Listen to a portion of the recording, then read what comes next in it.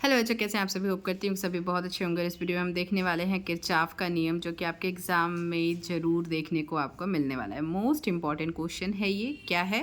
Most important. ठीक है, तो इसे हम छोड़ेंगे नहीं, बहुत ही आसान तरीके से देखेंगे ताकि आपको रटने की ज़रूरत ना पड़े। तो चलो शुरू करते हैं। किरचॉफ के दो नियम हैं, दोनों हम देखेंगे। पहला नियम क्या कहता है? पहला नियम जो है किरचॉफ का, वो संधि का नियम है, या फिर इसको कह सकते हैं हम धारा का नियम। क्या कह सकते हैं? धारा का नियम या संधि का नियम। तो संधि और धारा दोनों को ही मिला लीजिए, क्योंकि इसका पूरा नियम कहता है कि अगर किसी परिपथ में किसी संधि पर, मतलब मान लो कोई परिपथ है, मतलब बिजली यहाँ से यहाँ ऐसे जा रही है, मान लो, ठीक है। अब एक जगह ऐसा होता है ना, जहाँ से यहाँ से भी तार मिल रहा है, यहाँ से भी तार मिल रहा है, भाई इस जगह से भी आ रहा है, इस कोने से भी, इस कोने से भी, इस कोने से। ये क्या हो गया? एक संधि हो गया। ठीक है, एक जगह पे हर जगह से धारा मिल रही है या जा रही है, कुछ भी कह सकते हैं सब। ठीक है, तो अब किसी परिपथ में किसी संधि पर, ये संधि हो गया, मिलने वाली समस्त धाराओं का, ये जितनी भी धाराएं हैं इनका, ये पहला नियम कह रहा है। ठीक है, किसी परिपथ में किसी संधि पर मिलने वाली समस्त धाराओं का बीजगणितीय योग, बीजगणितीय योग मतलब सिग्मा से डिनोट करते हैं। ठीक है, धारा मतलब आई, तो इनका बीजगणितीय योग क्या होता है? शून्य होता है। ये हमारा धारा का नियम कह सकते हैं, संधि का नियम कह सकते हैं। किरचॉफ का फर्स्ट नियम कहता है, क्या कहता है? किसी परिपथ में बहने वाली समस्त धाराओं, मतलब या ये कह सकते हैं किसी परिपथ में किसी संधि पर मिलने वाली समस्त धाराओं का योग क्या होता है? हमेशा उनका बीजगणितीय योग हमेशा शून्य होता है। ये हमारा किरचॉफ का फर्स्ट नियम है। अब कॉपी के अनुसार देख लेते हैं भाई। पढ़ लिया इसको। बीजगणितीय योग शून्य होता है, sigma I upon I is equal to 0 हो गया। ठीक है, अब इसका डायग्राम भी आप बता देंगे। मैंने जो बनाया वो तो रफ डायग्राम था। अब भाई एक हम शून्य मतलब एक पॉइंट रखेंगे जिसको 0 मान लिया, ठीक है, या ओ मान लिया, सॉरी 0 नहीं ओ ही मानेंगे। अब मान लो यहाँ से एक धारा आ रही है, यहाँ से एक धारा आ रही है, उसके बाद यहाँ से जा रही है, ये धारा आई, ठीक है, ये जा रही है, ब्लर हो जा रहा है, सॉरी, ठीक है, ये जा रही है। ये एक डायग्राम है किरचॉफ का फर्स्ट नियम मान लो।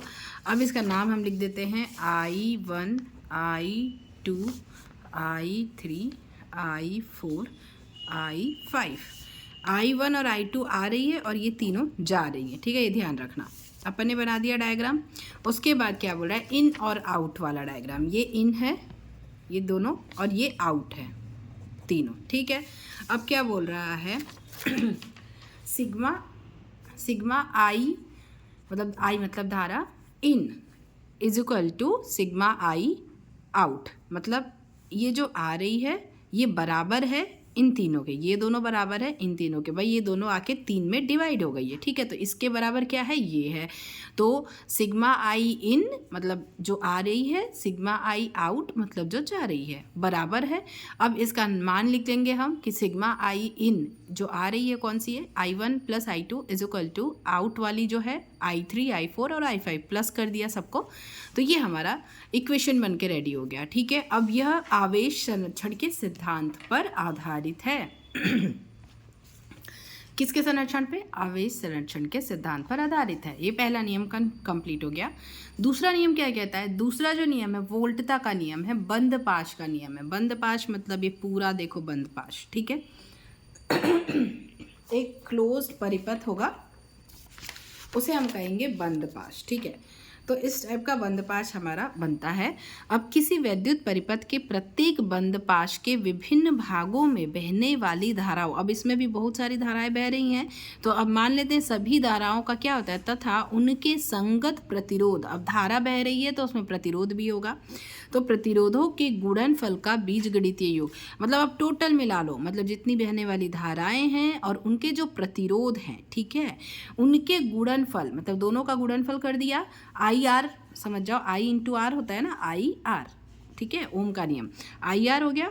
तो उनके गुणनफल का बीजगणितीय योग कितना होता है? उस पाश में लगे विद्युत वाहक बलों के बीजगणितीय योग के बराबर होता है। मतलब इस पाश में जितना विद्युत वाहक बल लग रहा है उनका बीजगणितीय योग के बराबर होगा। बल मतलब होता है ई, बल को किससे डिनोट करते हैं, ई से। अब हमें बंद पाश एक देख लेते हैं भाई। एक धारा, एक पहली ये पहला बंद पाश हो गया हमारा। इसमें क्या है, I1, यहाँ से धारा, ये I एक धारा है। अब यहाँ से शुरू करते हैं। इस पहले वाली लाइन में I1, E1, R1, I1 धारा यहाँ से बही, R1 प्रतिरोध है, E1 हमारा विद्युत वाहक बल है, और ये फिर से I1 धारा है। मतलब पहला लाइन याद रखो, ये दोनों को हटा दो, ठीक है, ये नीचे वाले हटा दो, ऊपर वाली लाइन को बस देखो। ऊपर वाली लाइन को देखो तो सब में 1 1 होगा, I1, E1, R1 और फिर से R1। मतलब प्रतिरोध एक लगा है, धारा तो बह ही रही है, एक जगह भी दिखाओगे या दो जगह दिखाओगे तो भी बराबर है। मतलब I1, R1 और E1, ठीक है। नेक्स्ट वाले में हमारा यहाँ पे I2, R2 और E2, I1, R1, E1, I2, R2 और E2 लग गया, ठीक है। उसके बाद तीसरे में यहाँ पे हमारा धारा यहाँ से निकल जाएगी और यहाँ पे प्रतिरोध लगा है और ये विद्युत वाहक बल यहाँ पे नहीं लगा है, ठीक है। ये सिर्फ E1 और E2 दो ही है, ध्यान रखना, E1 और E2 दो ही है, इसके लिए एक, इसके लिए एक, ठीक है। अब हम इसको क्या इसने क्या बोला कि किसी वैद्युत परिपथ के प्रत्येक बंद पाश के विभिन्न भागों में बहने वाली धाराओं, मतलब प्रत्येक बंद पाश के जितने भी भागों में कौन सी धारा बह रही है, I1, I2, I3, तो ये धाराओं तथा उनके संगत प्रतिरोध हो R1, R2, R3 तीनों, देखो I1, R1, I2, R2 और I3, R3 प्रतिरोधों का एक गुणनफल हो गया। उनका बीजगणितीय योग, उनके आगे सिग्मा लग जाएगा, बीजगणितीय योग मतलब सिग्मा लग जाएगा। उस पाश में इसमें लगने वाले विद्युत वाहक बलों के बीजगणितीय योग के बराबर होता है, तो सिग्मा ई।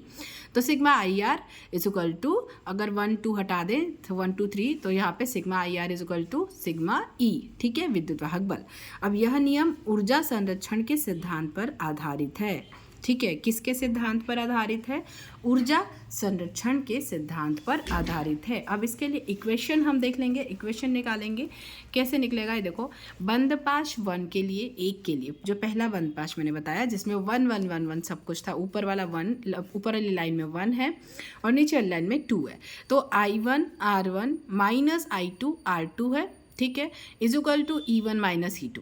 ऊपर में E1 है, नीचे E2 है, तो ये पूरा मतलब 1 के लिए होगा।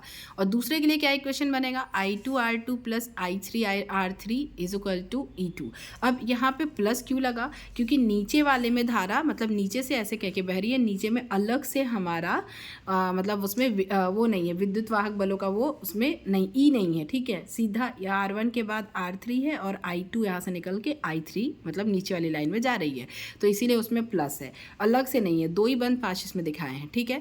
तो E2 हो जाएगा। उसके बाद मैंने जैसा दिखाया था अभी आपको डायग्राम में, अभी फिर से दिखाऊंगी एक बार। फिर I2 R2 ये नीचे आ जाएगा, फिर I1 प्लस I2 मतलब I3 इज इक्वल टू क्या होता है, I1 प्लस I2 हो जाएगा और R3 जो है वो बाहर आ जाएगा और इज इक्वल टू E2। ये हमारा इक्वेशन बन के निकला। एक बार और डायग्राम दिखा देती हूँ, ये देखो डायग्राम, इसमें 2 बंद पाश लिया हमने इसमें, ठीक है। इसमें क्या था, I1 R1 minus I2 R2। अब माइनस क्यों किया हमने, क्योंकि इसमें देखो धारा यहाँ से बह रही है और इधर से धारा ऐसे बह रही है, तो ये एक साथ आएगा तभी तो प्लस होगा, ये एक साथ नहीं आ रहा है, इधर से भी बह रही है और इधर से भी बह रही है, तो इसीलिए यहाँ पे ये माइनस हो जाएगा। अब जब ये यहाँ से देखो I2 इधर से आके ऐसे बह रही है, ये एक साथ हो रही है, इसलिए इसको क्या करेंगे हम, पॉजिटिव लेंगे, मतलब इसमें दूसरा वाला जो बंद पास होगा उसके लिए प्लस हो जाएगा और पहला वाला के लिए माइनस हो जाएगा। तो इस तरीके से हमारा इक्वेशन भी बन जाएगा। तो अगर वीडियो पसंद आई हो, अच्छी लगी हो, हेल्पफुल लगी हो, तो वीडियो को लाइक करना, शेयर करना, दोस्तों के साथ हाइप करना वीडियो को, और अगर चैनल पर नए हैं तो चैनल को सब्सक्राइब कर लेना। कोई और टॉपिक समझना हो तो आप मुझे कमेंट कर सकते हैं, मैं ट्राई करूँगी कि मैं आपकी हेल्प कर सकूँ। Thank you, thanks for watching, all the best for exam.